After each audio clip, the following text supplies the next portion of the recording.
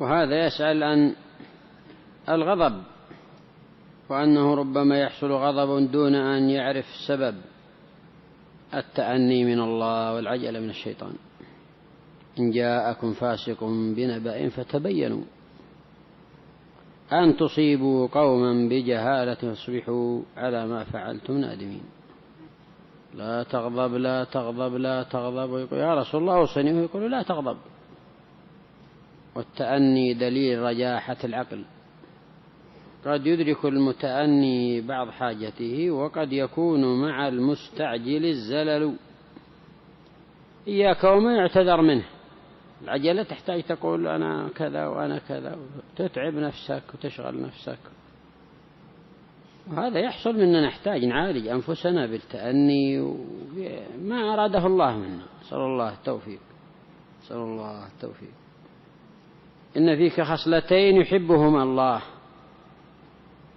الحلم والأناة.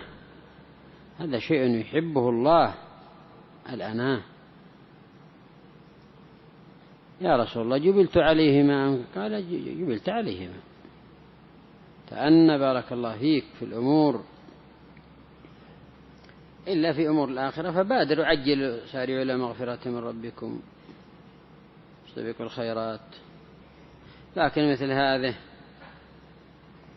ربما تجد أنك إذا ناقشت في الموضوع وجدت أن ما يحتاج إلى ذاك الغضب كله. والله يا إخوان قد حصلت بين بعض إخواننا خصام وتهاجر وشدة، ثم نقول تعالوا جلسنا، إيش عندك يا فلان؟ وتفتش ولا في الأمر شيء، وأنت إيش عندك؟ وإذا به مثل حطب العمياء ما معه شيء، يعني من هنا يلف لف لف لف. وكلهم يعرفون أن المسألة صارت هباء منثورا. طيب هل هذا يستحق التهاجر؟ هل هذا يستحق التخاصم منكم؟ قال والله قال لي والله إن بلغني والله. فنصيحة والله إذا سمعت مثل هذا اجلس مع أخيك قل له يا أخي هل قلت هذا؟ لعلك بلغك عني غير الصواب، لعلك بلغك عني كذا وكذا وهذا ما هو صحيح. هل فعلت هذا؟ بلغني عنك كذا وكذا، ما أدري هذا صحيح أم لا. هكذا هذا هو التأني، وتجد الأمور ما فيها شيء.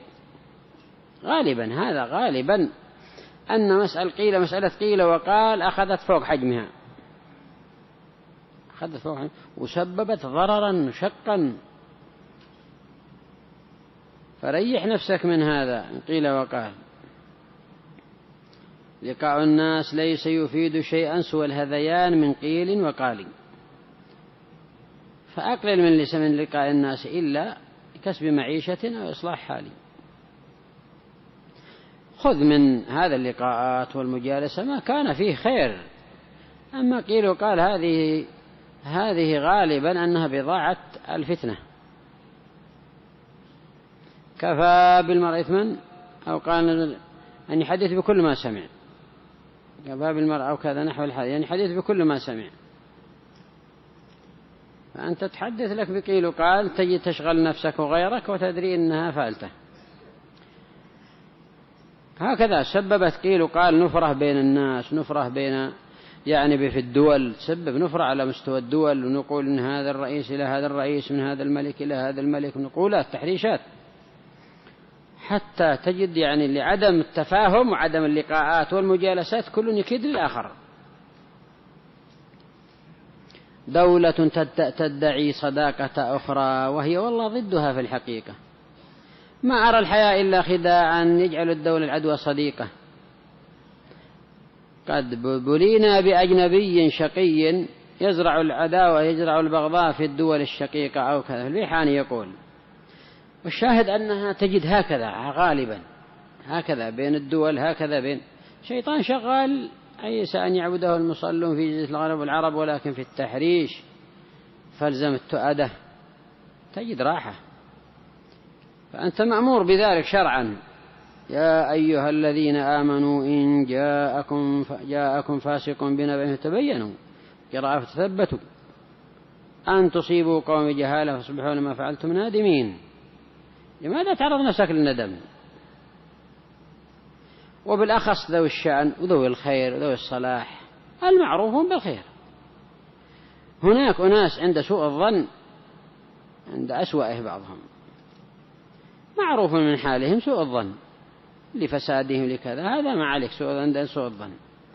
لكن واحد عند حسن الظن وعند الخير ما أدري لقد الشيطان يشتغل بينك وبينه وهو رجل صالح معروف بالسنة معروف بالخير، لا تفتح هذا الباب بينك وبينه، ناقش، وما وجد من خطأ يعرض على كتاب الله وسنة رسوله صلى الله عليه وسلم يزول، لا سيما وقصدك الخير وهو كذلك، لا سيما وأنت سني متحاكم إلى الدليل وهو كذلك، لا سيما وإنما هي عبارة عن نقولات ووشايات. هذه عبارة عن تجربة عرفتها من كثير من الناقلين والمختلفين بين أحبة مثلا طلاب علم، وإذا بها تروح ما لها أساس عند المحاققة، أو فيه شيء ما يؤدي إلى ذلك، ما يحتاج إلى أن يؤدي إلى ذلك، أو فيه شيء خطأ يمكن التخلص منه بتوبة صحيحة صادقة.